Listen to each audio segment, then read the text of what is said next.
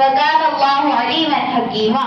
محترم صدر اجلاس، ناظم مدرسہ، مشفق معلمات و دیگر میرے اسلامی ماؤں اور بہنوں، آج کے اس مشترکہ سالانہ اجلاس میں میں آپ لوگوں کے سامنے معافی کا صحیح مفہوم اور چند معافی والے اعمال پر چند باتیں بتانا چاہتی ہوں، امید کے بغور سماعت فرمائیں گے.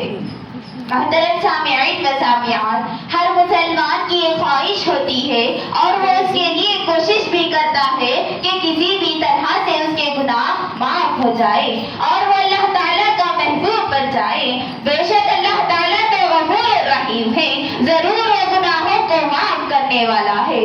جو شخص بے خبری یا جہالت میں گناہ کر بیٹھے اور صحیح بات معلوم ہو جانے کے بعد فوراً اسے اصلاح کر لے اور سچی توبہ کر لے اور پھر ہمیشہ کے لیے نیک اعمال کرنے کا عزم رکھے تو اللہ تعالیٰ اسے ضرور معاف کرے گا. اس مفہوم کو اللہ تعالیٰ نے قرآن مجید میں بہت سے جگہ ارشاد فرمایا.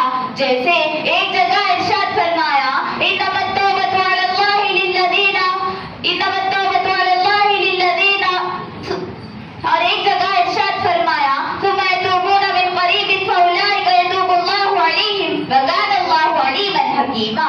اور ایک جگہ ارشاد فرمایا ولم یصروا علی ما فعلوا وهم یعلمون. محترم سامعین و سامعات، ان آیات سے بات روز روشن کی طرح عیاں ہو جاتی ہے کہ جو شخص علم ہونے کے باوجود پوری جرأت کے ساتھ تسلسل سے گناہوں کو لذت کا ذریعہ بنا کر گناہ کرے، پھر معافی طلب کرے اور یہ سمجھے کہ اللہ تعالیٰ ہمیں ضرور معاف کرے گا، وہ تو غفور الرحیم ہے، یہ معافی کا غلط مفہوم ہے. ایسے موقع پر گناہ کے معافی کا تصور بھی گناہ ہے.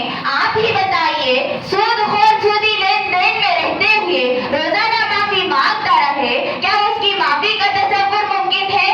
اور کوئی شخص بے حیائی، بے غیرتی، بدی و بدکاری میں رہتے ہوئے روزانہ معافی مانگتا رہے اور وہ سب کام کرتا رہے، کیا اسے معافی ملے گی؟ اسی کو معافی کہتے ہیں؟ نہیں، ہرگز نہیں. اگر اسی طرح گناہوں پر اصرار کرنے والے ماہ رمضان میں کعبۃ اللہ میں جا کر تاخ راتوں میں زبانی معافیاں مانگتے رہے، کسی صورت میں بھی انہیں معاف نہیں کیا جائے گا، وہ تو نفس اور شیطان کے دھوکے میں ہے. محترم سامعین و سامعات، آج میں آپ لوگوں کے سامنے چند معافی والے اعمال بتاتی ہوں جن پر عمل کرنے پر اللہ تعالیٰ ہمارے گناہ معاف کر دیں گے اور اپنی جنت کا مہمان بنائیں گے انشاءاللہ.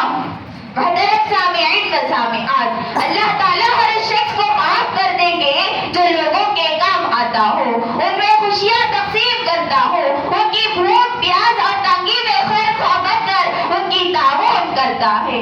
اللہ تعالیٰ ایسے شخص کے لیے مغفرت کے دروازے کھول دیں گے اور ہر شخص جو رب کی مغفرت اور معافی سے دور ہی رہے گا، جو بے رحم ہو، سب دل ہو، لوگوں سے ان کی مسکراہٹیں چھینتا ہو، اللہ کے نیک بندوں کو پریشان کر کے رشتہ داروں کا جینا حرام کرتا ہو.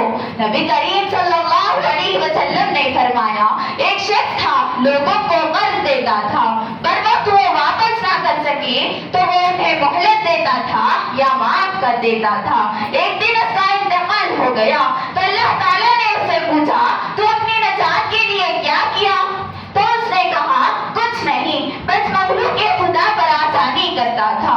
تو اللہ تعالیٰ نے کہا جا، آج میں نے بھی تیرے لیے آسانی کر دی اور تیرے سارے گناہ معاف کر دیا. نبی صلی اللہ علیہ وسلم نے اور ایک حدیث میں ارشاد فرمایا ایک آدمی راستے میں جا رہا تھا اور اس نے ایک خاردار جھاڑ دیکھا جو راستے میں بڑا ہوا ہے، تو اس نے اسے وہاں سے ہٹا دیا. اللہ تعالیٰ کو اس کی ادا پسند آ گئی تو اللہ تعالیٰ نے اس کی زندگی بھر کے سارے گناہ معاف کر دیا. تو معلوم ہوا کہ ہم لوگوں کی زندگی سے کانٹے نکالنا باعث خیر اور معافی ملنے کا ذریعہ ہے.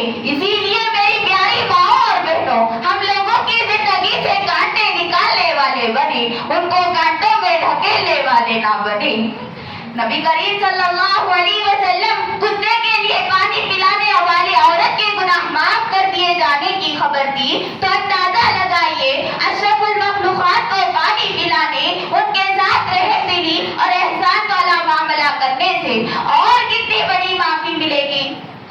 اسی طرح آزمائشوں پر صبر کرنے سے بھی معافی ملے گی انشاءاللہ۔ آخر میں اللہ تعالیٰ سے دعا ہے کہ اللہ تعالیٰ تمام لوگوں میں اللہ کے مخلوق کے متعلق نرمی و رحم دلی پیدا فرمائے اور نرمی اور قساوت قلبی سے ہم سب کی حفاظت فرمائے، آمین ثم آمین۔ وآخر دعوانا الحمد للہ رب العالمین، والسلام علیکم ورحمۃ اللہ وبرکاتہ۔